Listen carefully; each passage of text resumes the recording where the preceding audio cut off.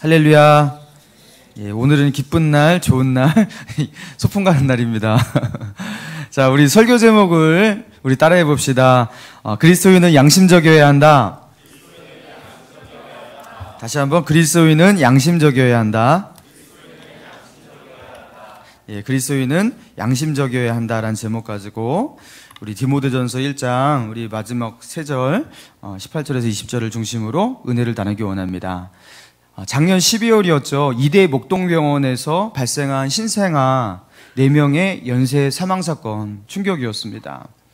그리고 이 아이들이, 이 영아들이 죽게 된 그 원인이 오염된 영양제를 주사해서 그렇게 된 것이라고 밝혀지게 되었어요. 원래 이런 주사제를 놓을 때 주사제는 1인 1병이 원칙이라고 합니다.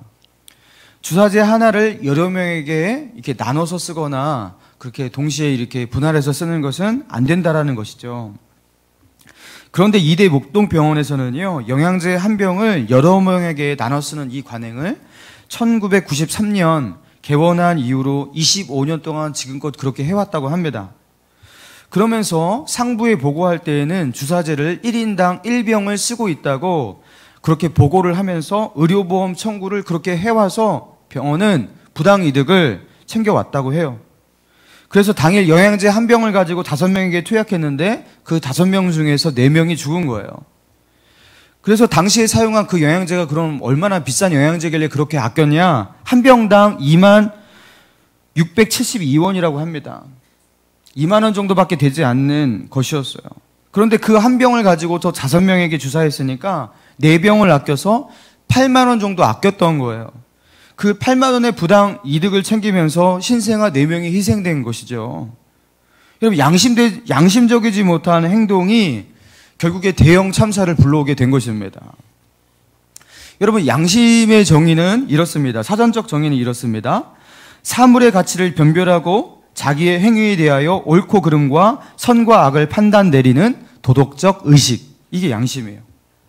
양심은 자기의 행위에 대한 도덕적 책임을 생각하는 도덕적인 분별 감지 능력이에요. 또는 도덕적 감별을 가능하게 만드는 마음의 어떤 느낌과 같은 거예요.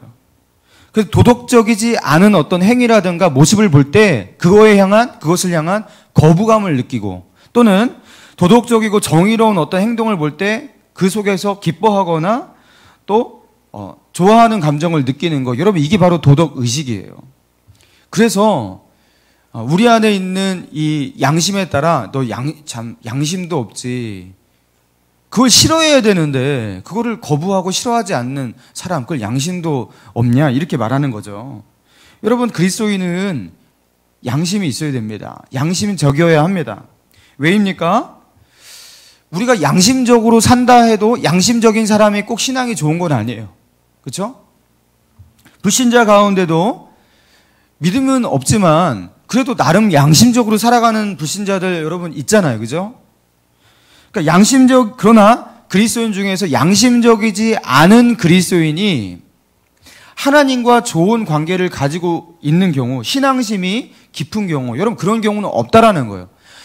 혹여나 자기가 누리고 있는 어떤 영적인 체험과 지난날의 어떤 영적인 과거 때문에 자기가 신앙이 좋다고 생각할지라도 그 사람이 양심적으로 정의롭고 정직하고 진실하게 살지 못한 사람이 하나님이 신앙이 좋다라고 그렇게 여기실 리가 없다라는 거예요. 여러분, 양심이라는 것은 우리의 신앙과 밀접한 상관을 가지고 있는 것입니다. 잠언 20장 32절에 한결같지 않은 저울추는 여호와께서 미워하시는 것이요 속이는 저울은 좋지 못한 것이니라. 한결같지 않은 저울추, 저울 가지고 속이면서 그렇게 부당이득을 챙기고, 여러분 이런 모습들 여호와께서 미워하시는 것이라고 했어요. 그래서 하나님이 그것을 미워하시기 때문에 양심에 어긋난 삶을 살아가는 사람들은요, 반드시 믿음의 타격을 받게 되어 있어요. 하나님과의 영적 관계가 힘을 잃게 되어 있습니다. 그러나 선한 양심으로 살아가면 영적인 삶을 살아가는 데 있어서 장애물과 꺼리낌이 없어집니다. 마치 혈관이, 그쵸? 이물질이 없어갖고 콜레스테롤 같은 게 막힌 게 없어갖고 혈액순환이 너무너무 잘 돼갖고 그러면 사람이 활력이 돌듯이 신앙생활도 양심적으로 정직하게 살아가는 사람은 신앙에 활력이 도는 거예요. 그래서 양심적으로 살아야 되는 거예요. 예수 믿는 사람은. 그리고 이 양심을 어길 때 반드시 영적인 타격을 받게 돼 있는 것입니다. 여러분, 우리가 지난 시간에 이어서 디모데전서 1장 살펴보고 이제 마지막 부분인데요. 자, 이 1장 이 마지막 부분 보면은 야, 정말 이런 사람도 있었을까 하면서 의아스러운 두 사람의 이름이 나오죠. 자, 19절 20절 보니까 믿음과 착한 양심을 가지라. 어떤 이들은 이 양심을 버렸고 그 믿음에 관하여는 파손하였느니라. 그 가운데 누구가 있다고요? 야, 후메네오와 알렉산더가 있다, 이렇게 나옵니다. 이 후메네오와 알렉산더는 어떤 사람이냐면 19절 마지막에 보니까 양심을 버렸고 그 믿음에 관하여는 파손한 사람. 그렇죠? 그렇게 말하고 있습니다. 여러분, 양심을 버렸고 그 믿음에 관하여는 파손한 사람. 이렇게 생각하니까 이 사람들이 처음에는 믿음을 가졌고 구원받은 하나님의 백성이었지만 어느 순간 그들이 그죠? 양심과 믿음에 거리끼게 되고, 그리고 그것을 떠나게 되고, 그리고 믿음이 없어져 버리고, 그리고 이제는 하나님의 자녀에서 탈락이 된 것인가. 그러니까 믿다가도 하나님을 잘 믿는 하나님의 자녀가 어느 날 믿음이 없어지고, 그죠? 구원받은 하나님의 자녀에서 탈락하는 일이 있을까? 유기되는 일이 있을까? 여러분, 이런 생각이 들어요. 근데 우리는 이거를 다른 교단에서는 어떻게 신학적으로 해석할지 모르겠지만 우리는 이것을 그렇게 해석하지 않습니다. 구원받은 자가 구원을 얻고 잃고로 해석하지 않아요. 우리 개혁주의 신앙, 장로교 신앙에서는 구원은 다시 얻고 잃고 그리고 다시 얻고 회개하면 다시 얻고 막 이런 게 아니에요. 19절에 나온 그 믿음에 관하여는 파손하였느니라, 이 표현을 우리의 신학으로 해석하자면 이들은 처음 믿었을 때 이렇게 믿음을 떠나버리고 파손해버리고 하나님을 떠날 정도면 아예 처음부터 믿음이 없었던 자예요. 그리고 진정 구원 얻은 자라고 우리는 보지 않아요. 정말 하나님을 믿고, 그렇죠? 하나님을 신뢰하고 하나님의 자녀가 된 사람이라면 이렇게 믿던 것을 포기하거나 그리고 하나님을 떠나는 일이 없다고 우리는 그렇게 생각해요. 설령 때로는 낙심하거나 신앙의 침체 가운데 주님을 떠난 듯 보여도 그 마음 가운데 하나님을 향한 끈을 붙잡고 있다가 다시 회개하고 돌아온다고 믿는 거, 여러분, 이게 바로 개혁주의 신앙에서 구원관입니다. 여러분, 이렇게 이 정도로 정리하고 나중에 궁금한 건 저한테 따로 물어보시고요. 이렇게 해서 이제 후메네오와 알렉산더라는 사람은 믿음에서 파손하게 되었다, 이렇게 판정이 되었는데, 여러분, 바울은 왜 디모데에게 이 두 사람을 거명하면서 디모데에게 권면을 하고 경고를 하고 있는 것이죠? 자, 디모데에게 뭔가 깨달음을 주려고 하는 건데요. 우리 19절 보겠습니다. 19절. 우리 같이 한번 읽어볼까요? 19절. 시작. 믿음과 착한 양심을 가지라.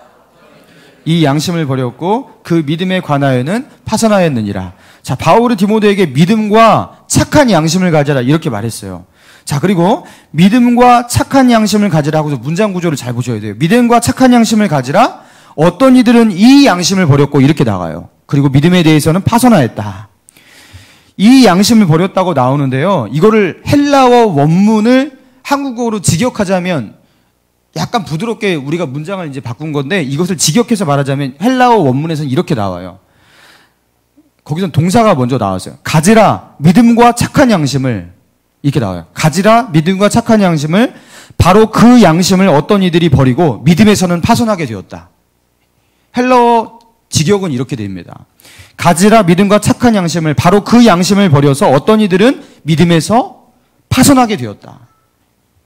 그러니까 양심을 버린 것으로부터 그것이 원인이 되어서 믿음의 파손까지 나아갔다, 이렇게 말하고 있는 거예요. 처음에는 양심에 어긋난 어떤 그 모습으로 살다가 결국에 믿음을 잃는 지경까지 가게 되었다. 이게 원문에 나온 그 정확한 의미인 것입니다. 양심적으로 사는 것에 실패해서 결국에 신앙의 실패까지 이어지게 되었다라는 거예요. 여러분, 그렇다면 양심을 저버리고 믿음의 파손을 당한 후메네오와 알렉산더는 어떤 양심을 저버렸길래 이렇게 믿음의 파손까지 이뤘을까?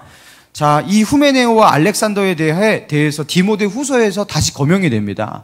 그러면서 그들이 어떤 일을 했는지에 대해서 좀 나오는데요. 디모데후서 2장 17절 이하에 보니까 그들의 말은 악성 종양이 퍼져나간 같은데 그 중에 후메네오와 빌레도가 있느니라. 진리에 관하여는 그릇되었도다. 부활이 이미 지나갔다 함으로 어떤 사람들의 믿음을 무너뜨리느니라. 그러니까 후메네오와 빌레도라는 사람이 어떤 주장을 했냐면 부활이 이미 지나갔다 함으로 사람들의 믿음을 무너뜨렸다 이렇게 말하고 있어요. 그러니까 얘네들이 주장하는 그 주장 가운데 아주 잘못된 주장이 무엇이었냐면 부활은 지나갔다. 부활은 이제 없다. 성도들이 죽으면 죽은 것으로 끝이지 몸이 부활하고 육체의 부활이 있는 것은 없다. 그렇게 주장을 하는 거예요. 여러분 육체의 부활은 예수님도 말씀하신 거예요. 사도 바울도 말했고요. 자, 그런데 왜 후메네오는 예수님을 믿는 교회 안에서 그리고 예수님도 십자가에서 죽으신 뒤에 3일 만에 육체 부활을 하셨는데 그 육체 부활을 부인했을까요? 여러분 후메네오는 다름 아니라 누구냐면 에베소 교회에 침투했던 첫 번째 시간에 말했던 두 가지 이단 중에 하나 있죠. 영지주의 이단입니다. 후메네오는 영지주의자였어요. 헬라 철학의 영향을 받아서 영육 이원론적인 구도로 기독교를 완전히 재해석했다고 그러죠. 그래서 기독교적인 색채보다 철학적 색채가 더 많이 남아서 철학적인 깊은 지성, 어떤 이런 것을 가지고서 영혼의 순수와 깨달음으로 나아가야만 너에게 진정 구원이 있다. 이렇게 하면서 구원론까지도 완전히 바꿔버린 게 영지주의 이단이었어요. 이들은 육체로 보이는 어떤 사물들, 그리고 우리가 가지고 있는 어떤 이 육체들조차도 악하고 부정한 것이라고 보았기 때문에 정말로 선하고 아름다운 것은 영혼과 정신밖에 없다고 보았기 때문에 우리가 구원받은 하나님의 자녀가 죽어서 다시 육체를 가지고 부활한다. 이거를 인정하지 않았던 거예요. 그 더러운 것을 가지고 왜 부활하냐는 거예요. 심지어 이들은 예수님을 믿는다고 말하지만 예수님이 3일 만에 부활하셨을 때 육체를 가지고 부활한 것이 아니고 예수님이 살았을 적에도 그분에게 진짜 육체가 있던 게 아니었다. 그래서 그것이 가현설 이단이라고 그랬잖아요. 눈에 보일 때 육체가 있는 듯 보였지만 진짜 육체는 아니었다. 그래서 얘네들은요 육체 부활을 이렇게 인정하지 않았던 영지주의자였어요. 후메네오가 그 주도했던 사람이었어요. 자, 그런데요 이렇게 이단 사설을 가지고 기독교를 곡해 왜곡하는 그리고 성도들을 혼란시키고 있는 이 후메네오가 자신이 주장하고 있는 이 영지주의적 교리와 이단 사상이 정통 기독교 사상과 그리고 예수 그리스도를 믿는 이 교회의 정통 기독교의 이 맥락과 정면으로 배치된다는 걸 알았을까요? 몰랐을까요? 당연히 알죠.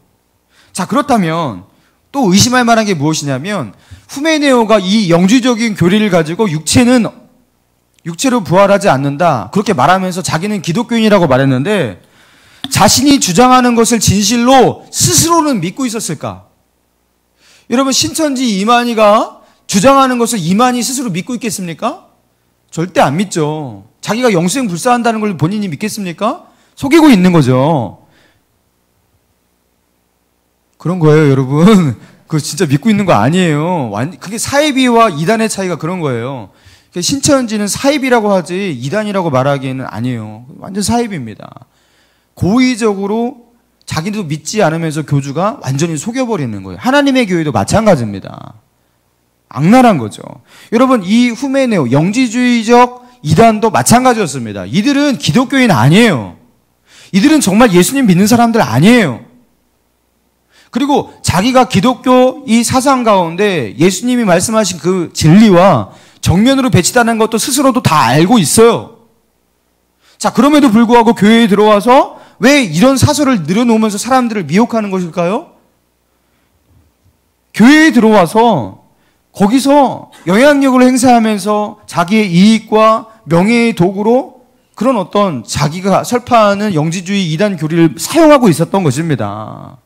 그러니까 얘네들은요 신앙의 문제가 있는 게 아니고 신학의 문제도 사실은 아니에요. 얘네들은 근본적으로 어떤 문제냐면 양심이 없는 자들이에요. 그냥 사기치는 애들이었다라는 거예요.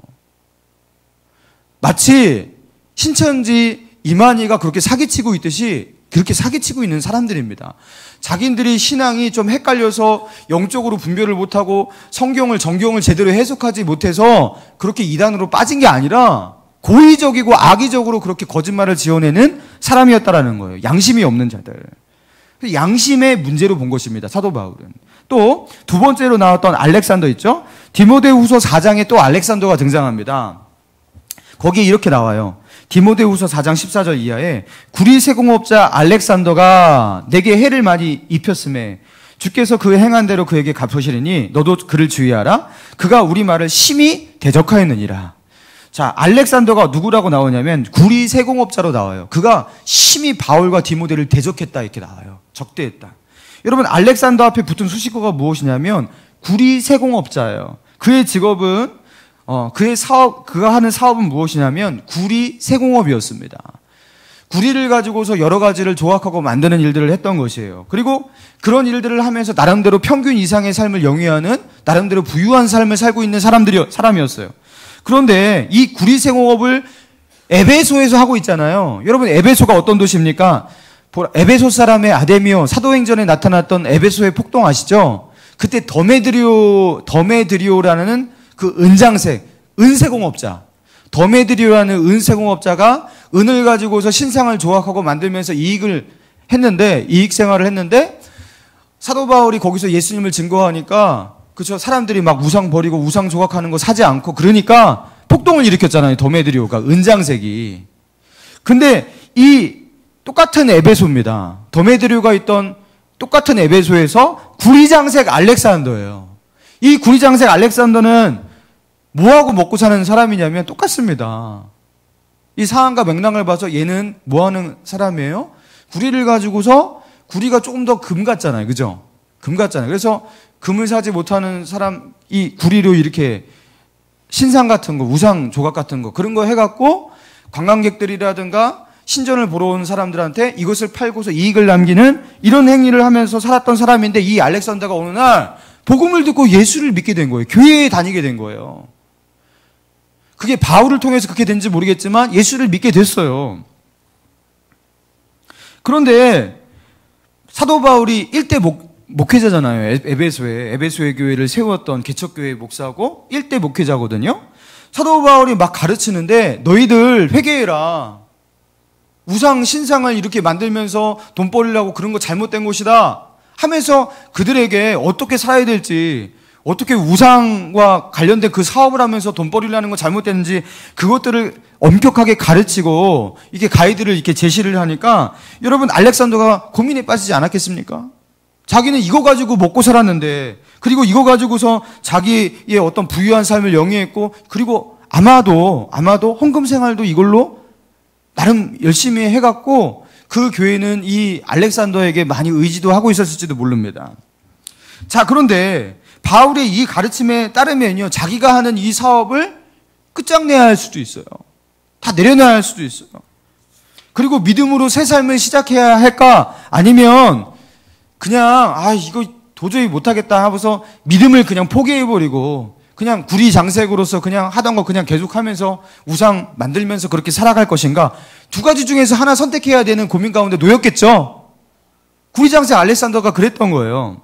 맞습니까? 예, 구리세공업자. 그러면서 그가요, 그런 고민 가운데 어떠한 결론에 이르렀을 것으로 추정이 되냐면 내가 구리세공업을 포기할 수도 없겠고 그렇다고 내가 교회를 안 다니자니 신앙을 완전히 포기한 것도 아닌 것 같고 고민에 빠지면서 그가 제3의 길을 선택합니다. 그게 무엇이냐면 예수 믿는 사람들은 우상 신상 이런 걸로 조각하는 거 하지 말라고 그렇게 말을 했던 사도 바울을 몰아내자.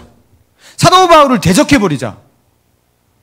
그러면 내가 신앙생활도 할 수 있을 것이고 직업도 내가 포기하지 않아도 된다 하면서 그가 타도 바울을 외치는 바울을 적대하는 사람이 되었던 거예요. 그러면서 이 구리장색 알렉산더가 자기에게 많은 해를 입혔다라고 바울이 이 알렉산더에게 받은 상처를 고백하고 있지 않습니까? 디모데후서에. 그랬던 곳으로 이제 이 맥락과 앞뒤 맥락과 상황을 볼 때 그렇게 추정이 되는 거예요. 여러분, 이렇게 후메네오와 알렉산더의 공통점이 무엇이냐면 이 두 사람의 공통점은 양심을 저버린 자들이라는 거예요. 그들의 신앙 문제를 거론하기 이전에 저들은 기본적으로 양심이 없는 자들이라는 거죠. 도덕적으로 문제가 있는 자들. 그러니까 우리가 예수를 믿느냐 안 믿느냐를 떠나서 기본적으로 사람으로서는 해서는 안 될 기본적인 어떤 정직과 사람에 대한 신이라든가 이런 것들을 지키지 않는 자들, 그렇게 판단한 것입니다. 그래서 그 양심을 저버리는 모습으로 신앙생활을 같이 겸하려고 할 때 그들은 결국 어떻게 된다고요? 믿음에 관하여는 파손하게 되었다. 그렇게 말한 겁니다. 자, 그리고 바울은 이렇게 믿음이 완전히 파손된 끝장나버린 두 사람을 통해서 디모데에게 무엇을 교훈하고 있는 거냐면 믿음과 착한 양심의 상관관계를 말하고 있는 거예요. 우리가 가진 믿음은요, 최소한 양심에 따르는 정직하고 진실한 삶이 바탕되어야 하는 신앙이라는 거예요. 만약에 내 양심이 무너졌을 때 그 사람의 믿음도 무너지게 된다는 거예요. 신앙은 파손하게 된다는 거예요. 그래서 디모데에게 착한 양심을 가지고 살라고, 너가 가지고 있는 그 영향력을 가지고서 비양심정의를 하면서 조금 양심에 어긋난 일들을 하나둘 하기 시작하면 결국 너도 그렇게 파손하게 될 것이라고. 예수 믿는 사람들은 먼저 양심적인 삶, 도덕적이고 윤리적인 부분에 있어서 탁월해야 한다고, 선해야 한다고 그렇게 말하고 있는 것입니다. 특히나 그것을 양심이나 착한 양심이라고 표현한 것은요, 우리가 가지고 있는 윤리의 수준이 외적으로 드러난 사람들 보기에 이상이 없는 수준 속에서의 양심이 아니라 그 정도의 그 윤리 수준이 아니라 내면으로부터, 내 안의 양심으로부터 진실되고 정직해야 한다, 그렇게 말하고 있는 거예요. 사랑하는 목감신일교회 성도 여러분, 혹시 여러분 중에 신앙과 양심을 분리해서 생각하고 있는 분 혹시 있지 않습니까? 세상에서 진실되고 정직하게 살아가고 윤리적이고 도덕적으로 살아가는 것과 영적으로 믿음으로 살아가는 것, 이것을 약간 구분 지으면서 이중적으로 살아가는 분이 혹시 있지 않냐라는 거예요. 여러분, 그렇게 살 수가 없다고 사도 바울은 말하고 있는 겁니다. 제가 청년사역 처음에 이렇게 신일교회 와서 시작할 때쯤인데, 그때 이제 새 가족이 이제 오기 시작하는데, 어느 날, 그리고 얼굴이 하얀 한 그 자매 지체가 이제 새 가족으로 등록하게 되었어요. 한 22~23살 됐던 것 같아요, 제 기억에. 근데 그 자매가 한두 주 있다가 저한테 자기에게 큰 아픔이 있다고 하면서 이게 고백을 했어요. 상담을 해왔어요. 그러니까 알고 보니까 그 병이 있는데, 그 병이 뭐냐면 위암을 앓고 있다라는 거예요. 아니, 이 어린 나이에 어떻게 벌써 이렇게 암이 있냐고 그러니까, 그 암이 좀 약간 또 그것도 심각해갖고 병원을 이렇게 서울대학교 보라매 병원에 그렇게 다니고 있대요. 그래서 그러냐고 하면서 제가 참 안쓰러워서 기도도 많이 해주고 신방도 많이 해주었던 그런 자매였습니다. 그러면서 하루는 당분간 자기가 이제 병원에 입원해서 수술을 해야 한다고 하면서 자취를 감췄어요. 전화해 보니까 이제 전라남도에 무슨 대학병원? 거기 아무튼 거기 대학병원에 입원해서 수술을 한다라는 거예요. 그래서 그러냐고, 내가 거기 신방 가겠다고 하는데 절대로 못 오게 하는 거예요. 이 먼 데까지 오시면 안 된다고 하면서, 아니라고, 가야 된다고 하면서 막 하려는데 그 자매가 저기를 안 알려주는 거예요. 그 정확한 병원과 뭐 이런 걸 안 알려주는 거예요.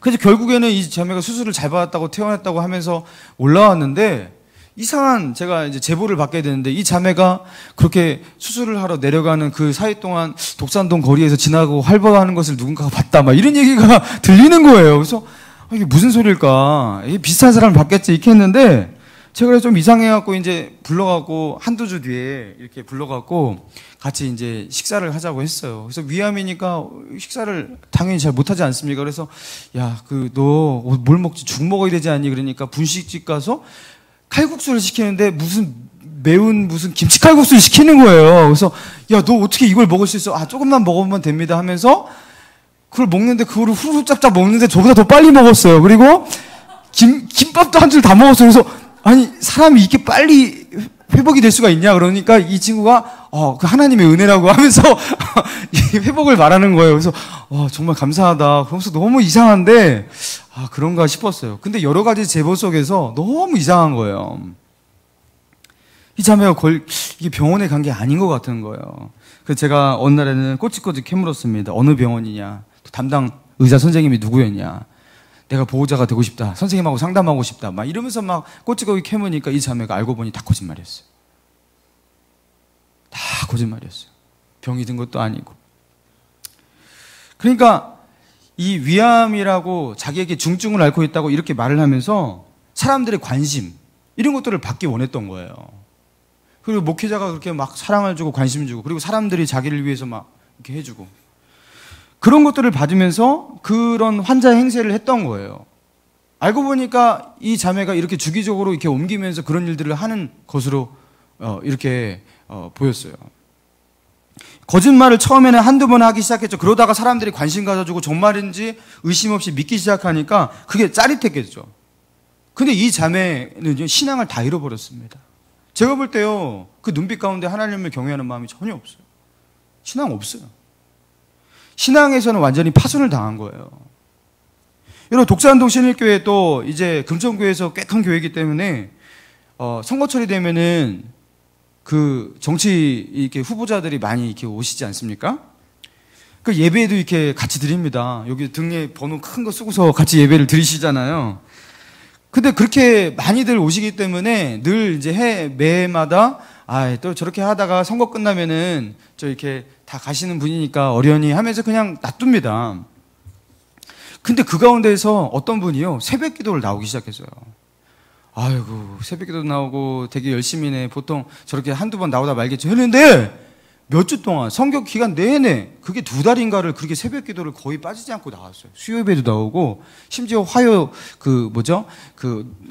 소망부 이렇게 노인분들 접대하는 자리에 와서 봉사도 하고. 그래서 그때 어떤 이야기가 돌았냐면 저분은 진짜 예수를 믿는 사람이다. 정말 저분은 신앙생활 계속 할 것 같다. 왜냐하면 그렇게 하기가 쉽지가 않잖아요. 그렇죠? 아무리 선거를 하더라도 한 교회에 와갖고 그렇죠? 그렇게 새벽 기도까지 다니면서 하는 게 쉽지가 않잖아요. 그래서 사람들이 수군수군 대면서 그분을 믿기 시작했어요. 그래서 제가 알기로는 그분을 굉장히 많이 찍어줬다라는 소문을 들었습니다. 여러분, 그런데 선거가 끝난 그 다음 날부터 그분은 보이지 않았다라는 건 볼 수가 없었다라는 건.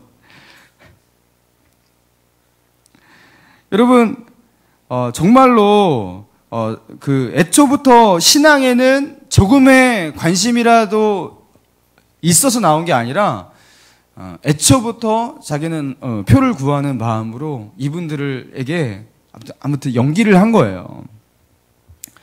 여러분, 이런 어떤 다른 의도를 가지고 교회를 다닌다라는 거, 여러분, 이것도 비양심입니다.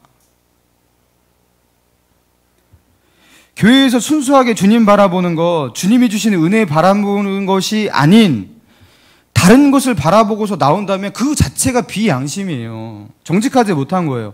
여러분, 그렇게 해서 교회 다니면 어느 날 믿음이 생기는 경우가 있을지도 모르겠어요. 간혹 하나님이 은혜 주시는 경우가 있어요. 옛날에 청년 시절에 좋은 자매하고 결혼해보겠다고 교회 다니는 분이 있다가 진짜 믿음이 들어가는 분이 있듯이 가끔 그런 경우가 있어요. 근데 제가 이렇게 경험해보니까요, 대부분 순수하지 못한, 정직하지 못한 의도를 가지고 교회에 나오는 대부분의 분들은요, 신앙을 거의 가지지 못합니다. 그리고 있던 신앙마저도 순수하지 못한 그 태도 때문에 파손을 당하게 돼요. 여러분, 그래서 우리가 신앙생활 하면서 항상 내 안에 순수한 모습으로 봉사하고 주님을 섬기고 영을 섬기고 하나님 섬기겠다. 여러분, 이런 마음을 갖는 게 매우 중요한 거예요. 여러분, 진실되고 정직하시기 바랍니다. 여러분, 다윗이 이스라엘의 왕으로 있었을 적이에요.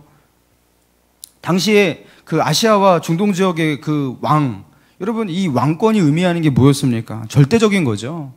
근데 그런 다윗 왕이 어느 날 낮잠을 자고 일어나갖고 그저 이렇게 거닐다가 아래에서 목욕하고 있는 마당에서 목욕을 해요. 마당에서 목욕을 하고 있는 그 밧세바를 보게 된 거예요.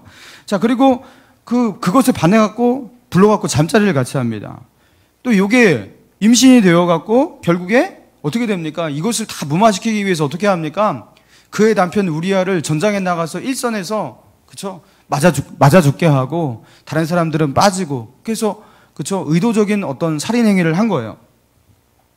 그러면서 밧세바를 자기 아내로 취하고, 그리고 이 모든 것을 아무도 모르는 알리바이로 그렇게 만든 거예요. 여러분, 그런데 그 당시 이 고대 사회 속에서 중동에서 왕이 이런 일을 하면서 누군가의 남편의 아내를 빼앗았다, 여러분, 이게 그 시대의 왕들이 이런 일을 했다라는 것은 세속사회 속에서 죄가 아닙니다. 왕들은 자기 마음대로 그냥 그 당시에 돈, 땅, 사람들 마음대로 뺏는 것, 여러분 그 당시 그게 왕이었단 말이에요. 그 당시 중동 일대 전역을 지배하고 있는 다윗이었습니다. 다윗을 대적할 나라가 없었어요. 여러분, 그런 다윗 왕에게 이게 뭐가 그 큰 문제냐고요. 그런데 다윗이 지은 이 비양심적인 행동, 이 죄악된 행동은요, 곧바로 어떤 타격을 주었냐면 하나님과의 관계를 파괴했던 거예요. 그래서 다윗은 무너진 거예요. 다윗이 시편 51편에 이런 고백을 해요. 하나님이여, 내 속에 정한 마음을 창조하시고 내 안에 정직한 영을 새롭게 하소서. 나를 주 앞에서 쫓아내지 마시고 주의 성령을 내게 거두지 마시옵소서. 그러니까 다윗은 어떠한 절박함이 있냐면 하나님 앞에 버림당하고 하나님과의 관계가 끊어지고 주님이 나를 떠나시는 어떤 그 위기 속에서 하나님 제발 나를 버리지는 말아주십시오.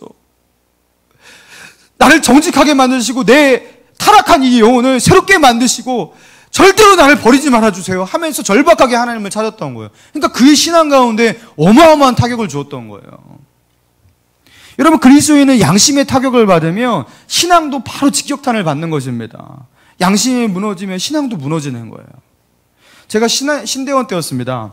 당시에 대부분의 그 분들이 그 당시에는 그 컴퓨터의 윈도우즈 OS라든가 그리고 사용하는 한글 프로그램이라든가 오피스 그 마이크로소프트 프로그램이라든가 막 이런 것들 대부분의 것들을 정품 사용하는 사람들이 별로 없던 시절이었는데 신대원에서 전수사님들도 그 노트북을 하나씩 가지고 있어서 그걸로 막 리포트를 쓰시고 그러는데 그 노트북에 거의 정품 쓰시는 분들이 없던 시절이었어요.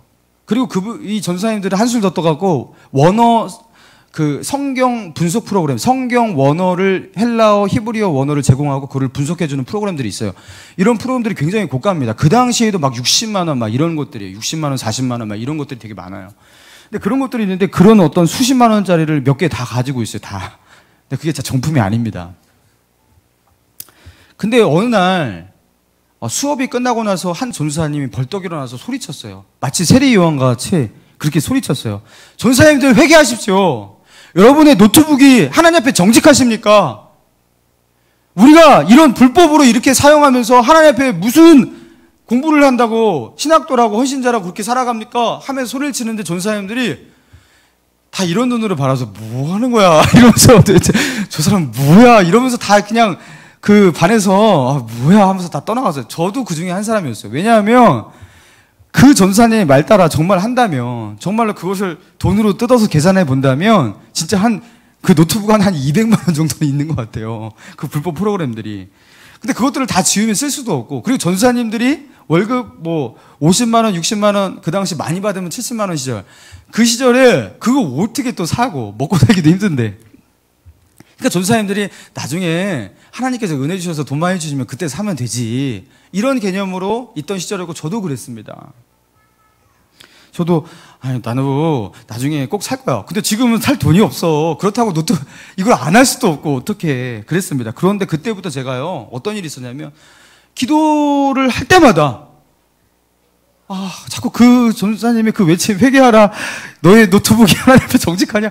그게 떠오르는데 죽을 것 같은 거예요. 기도가 안 나와요. 심지어 그 유초동부 아이들한테 설교를 할 때조차도 이 마음 가운데 너무 이게 짐이 되면서 너무 힘들어지기 시작하는데 나중에 도저히 안 되겠더라고요. 나중에는 이렇게 식당에서 밥 먹을 때에도 이 더러운 놈아 네가 밥 먹을 자격이 있어 막 이러면서 막 이것들로 정죄가 되기 시작하는데 도저히 내가 버틸 수가 없어서 그래서 야 차라리 노트북을 그냥 집어 던져버리고 나 그냥 리포트 안 써. 그냥 학교 공부 마비해도 모두 나 이렇게는 못 살겠어 하면서 그때 제가 그냥 노트북을 포맷을 했어요. 그냥 거기는 정품이 없으니까 그냥 다 포맷을 했어요. 그러니까 이거는 그냥 기계만 있는 거예요. 안에 프로그램이 없고 기계만 있는 거예요. 그러니까 쓸 수가 없잖아요. 그래서 그때부터 어떻게 하냐면 학교 도서관에서 컴퓨터실에 문 닫을 때까지 그렇죠? 문 닫을 때까지 11시 그때 문 닫으니까 그때까지 리포트를 어떻게든지 빨리 쓰는 거예요. 그 자리를 맡으려고 이렇게 가고 여러분 얼마나 힘들겠습니까? USB 꽂아갖고 막 뺐다가 그거 날라가고 막 이런 일들을 몇 개월 동안 반복하면서 하는데 너무 힘들었어요. 근데 그때 제가 어떤 마음으로 버텼냐면 하나님은 내가 신학 공부 열심히 해갖고 그렇죠? 이렇게 리포트도 잘 쓰고 이걸 가지고 원어 분석을 하고서 설교를 아주 휘황찬란하게 잘하는 것보다 차라리 정직하게 내가 이거 조금 잘 못하고 다른 사람들보다 그렇게 능숙하게 못하고 그래서 리포터도 제때 못 내고 이렇게 할지라도 내가 정직하게 이렇게 더딘게 가면서 이렇게 진실되게 이렇게 사는 거 하나님은 그거 받으실 거야. 이런 마음 가지고 진짜 제가 그걸 했어요. 그리고 돈 모아서 한 10만 원 정도 모으면 프로그램 이렇게 하나씩 사고 그렇게 하면서 결국에 그 1년 반인가 2년 동안 그렇게 돈을 조금씩 모아갖고 그걸 사서 결국에는 노트북에서 정품을 깔아냈어요. 여러분 그렇게 하고서 그것들을 이렇게 포맷한 날부터 저에게 어떤 일이 일어났냐면 그전에는 그렇게 마음에 이 짐덩어리가 있었는데 하나님 앞에 나아갈 때 이게 부담이 있었는데 그때부터요 당당해지는 거예요. 그리고서 어떤 마음이 있냐면 물론 이래서는 안 되지만 주님이 이 땅에 회개하지 않은 우리 전사님들 제발 회개하게 해주세요 하면서 막 담대해지고 그래 정직하고 진실되게 살아야 돼 하면서 이렇게 말을 하고 그렇다고 막 전사님들 정죄하고 그러진 않았습니다. 제가 그 하나님 앞에서의 이 당당함과 이 영성의 회복이 되더라고요. 여러분 착한 양심과 믿음이라는 것은 밀접한 관계가 있는 거예요. 정직과 진실된 그것은 하나님과의 관계에서 큰 영향력이 있는 것입니다. 그리스도인은 정직하고 진실돼야 합니다. 다른 세상 사람들 기준보다 그들보다 조금 더 나아가 아니에요. 쟤네들은 저렇게 하는데 그들보다 조금 더 낫잖아. 이 정도를 말하는 게 아니에요. 하나님 앞에서의 정직과 진실이어야 하는 것입니다. 하나님 앞에서의 양심적인 것입니다. 여러분 이게 말이 쉽지. 회사 다니시는 분, 사업하시는 분 얼마나 힘드세요? 너무너무 힘드시잖아요. 그러나 그럼에도 불구하고 우리가 십자가 진다는 것은 이것과 싸우기 시작하는 거예요. 사랑하는 여러분 중에 또 다른 후메네오와 알렉산더의 길을 걷는 분이 혹시 있지 않습니까? 양심적이지 못한 삶 때문에 당장 믿음의 파산은 아니지만 그 믿음의 파산을 향해서 한 걸음 한 걸음 걸어 나가고 있는 그런 하나님의 자녀가 혹시 있지 않습니까? 여러분은 어떠세요?